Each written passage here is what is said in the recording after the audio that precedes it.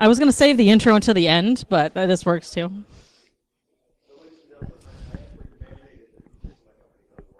Yes. I apologize in advance, or now, because it's now. And now 2.5 minutes are gone.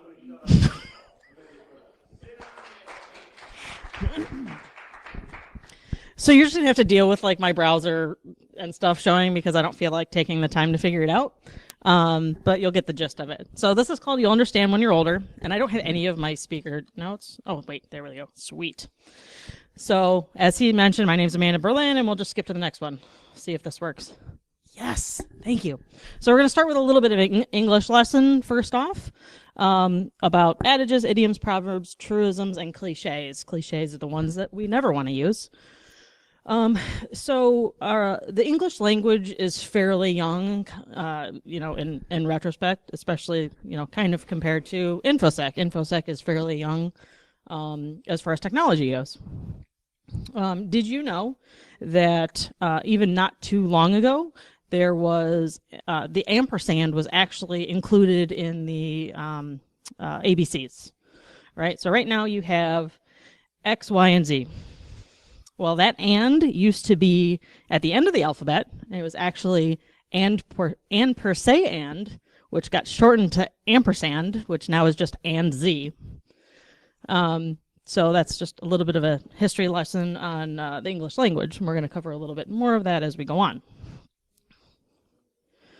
So throughout your life, there's been certain phrases that you've either picked up from your parents or from mentors or things that you've found to be tried and true that can get across a certain point that you're trying to make, right? A lot of times, even though like I've never been a mechanic, it's great to use, cars and highways, like information superhighway, right? It's just easy to explain stuff in those terms to, the average person when they don't really understand what you're trying to get across.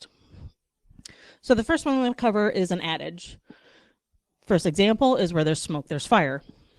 So an adage is an aphorism or like a pithy observation that contains a simple truth. Other ones that you can have are like a penny saved is a penny earned, early to bed, early to rise, makes a man healthy, wealthy, and wise. All those things that you've heard, over the years. Next, you have an idiom, which is a cold day in hell. It's an expression that is kind of peculiar to itself when you break down the individual words. Many times we use idioms in our everyday language, and those don't really translate very well when you're either not a native speaker or, there's other differences that we'll get into, hopefully, if I have time. And if you think about it, like if any of you have kids, trying to explain idioms to children is fun. I actually have a book that's just all idioms. That's a kid's book, and none of it makes sense to kids, right? You have to explain what each of these mean, what a chip on your shoulder is, depending on your kids, what high as a kite is, sick as a dog, that kind of stuff. And I'll also go over a little bit of, I'm going to totally butcher these, but it's some idioms from different languages that don't translate over into ours. Next up is a proverb. Simple, short saying, widely known. You get a lot of these in like nursery rhymes when you're younger, and they kind of just teach you a simple truth or precept based on common sense. Examples are cleanliness is next to godliness, all good things must come to an end, and a journey of 1,000 miles comes with a single step. Number 4 is a truism, which is a statement that's just obviously true and has become, something standard that people say. So the road to hell is paved with good intentions.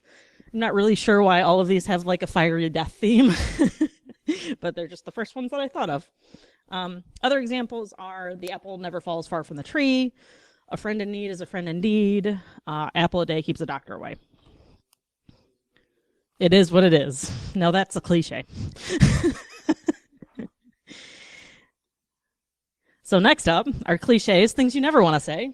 A cliche is a phrase that's been overused, and I'm sure all of us, either in a sales meeting or upper management or even in conference talks, really, speechwriters should steer clear of cliches. Salespeople should steer clear of cliches, even though we know they don't.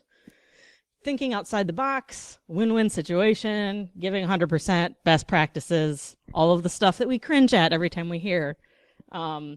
Hit the ground running. There's so many of them that I really couldn't list them all on the slide. But these are the original buzzwords, and that's why we hate them. You know, at one point, somebody said thinking outside the box for the first time, and just, I'm sure people's minds just were blown, right? Because at that time, it wasn't a cliche. It was actually, oh my gosh, that actually makes a really good point and gets my point across. And then just everybody started using it. But we can do better. So who knows what this is from? It's our favorite hacker movie to hate. And this is the warning slide, right? There's a lot of power in the words that we use and in the things that you'll understand when you're older, but you have to be careful. How you apply those adages and idioms and proverbs and everything over time can either get you a home run or absolutely ruin it. Overall, here we're kind of trying to talk about how the idioms and phrases will help us impart memorable lessons, but there's also the wrong way to do it. Let's see here. So this one in particular, have you ever had a conversation about a topic that could either be explained very, very simply or extremely nuanced and complex? Anytime you have that conversation, you can kind of tell who's talking out of their ass because those people are the ones that are going to be using the cliches. In this particular one, it's, I dropped a logic bomb through the trapdoor, I use a password sniffer. It just makes all of us cringe, right? That's not something you ever want to say unless you don't want to be taken seriously. We don't want someone coming to you for an engineering project and saying words that they saw in a BuzzFeed article. That's part of the reason why we hate them. And buzzwords don't really tell us anything other than the person using them most likely has no idea what the hell they're talking about. There are several areas that kind of bring out the differences in our phrasing. One major hurdle to that could be cultural barriers. So anybody in here have English as a second language? No? There you go. So I'm sure you speak English very well, but a lot of times you have idioms that don't quite come across because they don't make sense in the language that you were born with. And I'm totally going to murder some of these, so I'm only going to do I'll probably just do one because I hate speaking other languages that I don't speak very well, especially on stage. Let's see here. So, oh man, this is horrible. So this one's in French. It is les carottes sont cuites. It's kind of like when they tell you that your pen test against this app is the testing environment, but then they don't tell you that behind it's the prod database. Basically, it is the literal translation is you can't. The carrots are cooked, you can't uncook them. Is it right? Yes. Did I say it okay? Yes, sweet. I've only taken one French class, and that was as close as I was going to get. And a couple of them are like Polish and Russian. I'm going to skip those. Another thing that we get hung up sometimes is age differences. Looking at the crowd, we're ranging somewhere between mid-20s to however old Josh is.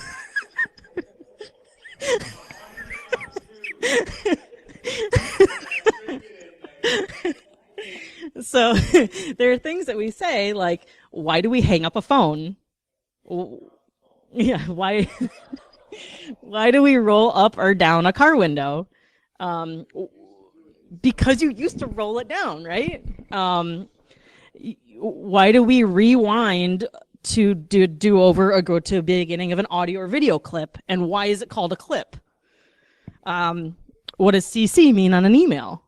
all of that kind of stuff, while we still understand what the meaning is, we kind of lose a lot of the origin to the different generations and age differences. Carbon paper, yeah. I've tried that. It doesn't really work. So another thing that can come into play is socioeconomic status. We actually talked to a school psychologist that deals with kids a lot in different statuses. Fuck. Just ignoring that. It's been happening all the time. So thanks. I'm just gonna hold it now. There's actually a doctor that speaks on this a little bit. Her name's Dr. Ruby Payne, and she talks about understanding poverty. The fact that like you have a very large leg up if you are in a wealthy household, which are proven to use larger words and more words, even at younger ages. Say you are 5 years old, and by the time you're 5, you've only heard 5,000 words. And a lot of times in different poverty situations, whether it be in the hills somewhere or some kind of urban town, a lot of times they don't get the same kind of language structure and amount of words as somebody in a wealthier household. And you know that same 5-year-old in a different household could hear 5 million words at the age of 5. And there's definitely a big difference there when as you grow up and you're communicating with different type of people. Not only can that be a difference, you can also bridge gaps with a lot of these idioms and phrases, because it doesn't matter how much your family made growing up or how much you make now. A penny saved is a penny earned, or pinching pennies still makes sense to all socioeconomic statuses. Same thing with bringing home the bacon. Like, just because you don't have pigs at home doesn't mean you don't understand what that means. So this is beyond communication. There are a lot of people that communicate at those different levels.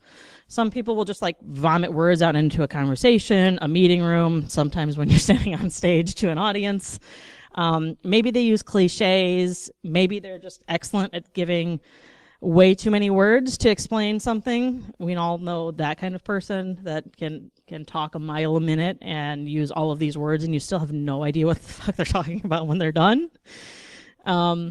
However, something as simple as "can I help you," while not an idiom, it has a way of connecting people.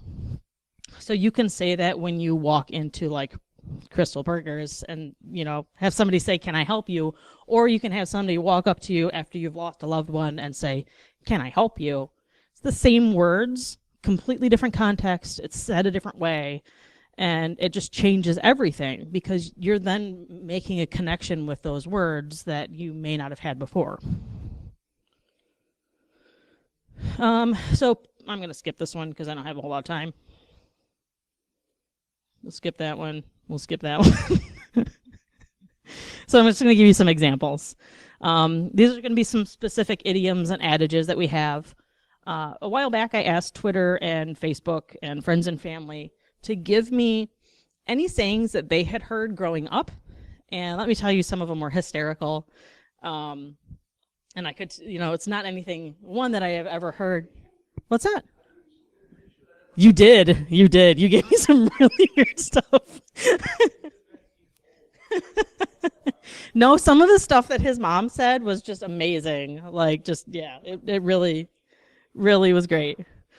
But, and I could definitely tell that people were raised in different generations or in different, you know, like states or countries or whatever. And when we went through and researched some of these, I'm supposed to be giving this talk with David. Say hi to David. He couldn't make it here. But when we researched a lot of these sayings, the internet really just wanted to attribute all of these to like MLK Jr. or Marilyn Monroe or Ben Franklin or Abraham Lincoln. And I'm pretty sure that's just a product of the internet generation. This saying, the first example, was the idea to give me that the idea that kind of created this talk started with, as most things do, fuck, this is on wheels, holy shit. I'm leaning. So this started as like some random argument on Twitter, some infosec drama, which a lot of things usually start out as. And I personally think that you can take this advice, even though you were taught this as a child, and use this as an adult, and not only in your personal lives, but also like in your professional lives as well. The origin of this was from it's President Teddy Roosevelt's daughter, and it originally wasn't this saying. It was, if you can't say something good about someone, sit right here by me, which is completely the opposite meaning. That's like, you got some dirt on someone, come sit next to me and we can just laugh at them together. That's not exactly what this is saying, and not really what we teach our children now. And in the beginning, it's great to teach your kids because you know they have less of a filter. It comes in handy when talking about bullying, telling people that they have an ugly haircut, or all the other 5 million things that you wish your kids didn't say out loud in public. But as adults, most of us now have ingrained the knowledge of those social behaviors. However, there are a few caveats to that. One, not everybody can pick up on social cues the same. Recently on the podcast that I'm on, we had somebody on talking about neurodiversity. And a lot of times you may, our field really attracts people on the neurodiversity spectrum. We have a lot of high functioning autistics that work in IT because we don't, like half of us don't talk to people at all. We sit at home behind our computers, and that's great because that's what you're made for. But those kind of people don't really, they have a hard time, prettying up the language if talking directly to customers. So that's one thing that's a caveat. Second one is a lot of us are communicating in different ways than we did when we were younger. Now it's 280 characters in a tweet instead of 140, but that's still the same idea. And I could do an entire talk on bullying, but you're still talking to strangers over the internet, and really that's what made me think of this is you can definitely just shut up and let people do their thing as opposed to being mean to strangers online. And third thing, while this saying is good advice to keep in the back of your mind, we can't always just follow it word for word, because a lot of what we do, we have to kind of give harsh truths to people. That's a lot of our jobs, whether you're red blue teamer, developer, whatever. A lot of times what we need to impart on people is not going to be easy and is not going to be nice, but that's where tact comes into play. Oh, and another one that kind of goes along with this is it's not what you say, but how you say it. So, we don't want to walk up to a customer and tell them they've done a horrible job securing their network. Or maybe, sometimes, a lot of times you do want to walk up to the customer and say they've done a horrible job securing their network. Keeping that phrase in the back of your minds that you learned when you were younger really can enhance your communication. Because at that point, you need to be able to see maybe they're having a very emotional reaction to their network that they thought they put their heart and souls into. Okay, maybe half of the stuff they did was not good, but still, you can tell a lot of times those people care about what they're doing. Yes, Scott?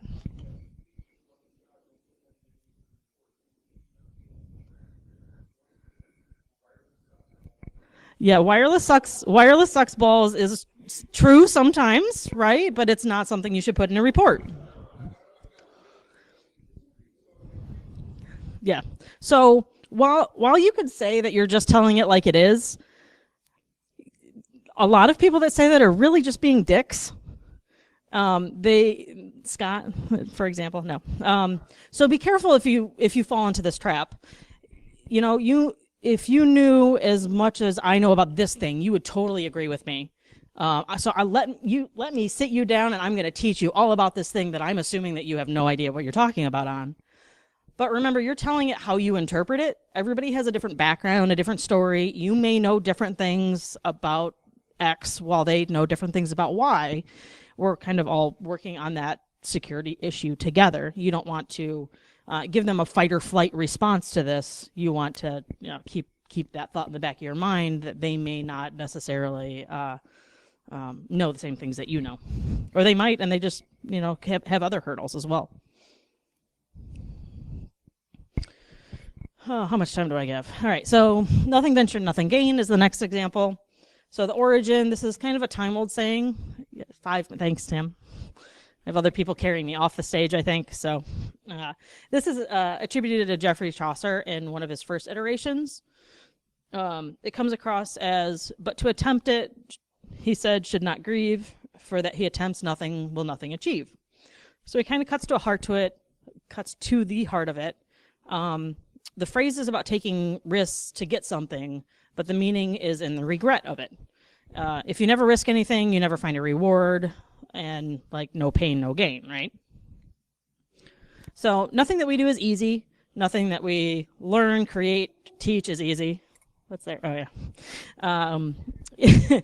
It might be easier for some of you than others. You might struggle on specific things, but for the most part, it's pretty advanced stuff that we're working on. But within those struggles comes constant failure. If you're not failing, you're not working hard enough. You're not learning hard enough. Otherwise, you're like just a genius and great for you. But most of us fail. And within that failure, not only are you learning awesome things, sometimes you learn the hard way, right? You're learning some bad things as well. So you want to agree with yourself to kind of venture out there and get outside of your comfort zone. And do a little bit more than you're comfortable with.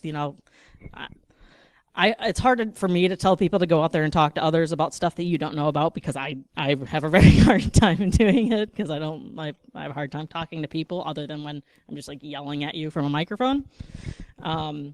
So there's no right and wrong. There's only fun and boring, which comes from hackers. How much time do I got? 3 minutes. Whew. So life's about choices and consequences. I'm talking so fast, and I apologize. This quote belongs to Hall of Fame basketball player coach John Wooden. It's a good reminder that rushing through something might save you time right now, but it'll ultimately take you more time to fix it in the end. Who's ever seen any of that? So the fiber wire in the bottom left-hand corner is are the orange cables. And the white and the yellow are all Cat 5. This is from a place that I used to work, and all of those were temporary solutions that were there for 8, 9, 10 years. Yeah, because this is the kind of stuff that you need to plan for. Those choices had consequences. They didn't think about it beforehand. And you could go on and on and on about this kind of fails in InfoSec and in whatever that have come from, this is only a testing environment, because YOLO, why not just go through it? And this is, sorry, not production. Yeah, so fuck it, do it in prod. Definitely has its own consequences. And as a subset of that, if you can't do it right, don't do it at all. And I am almost out of time. TLDR, I'm bad at that. So, so we can skip that one. A widely accepted interpretation of this is the perfect is the enemy of the good.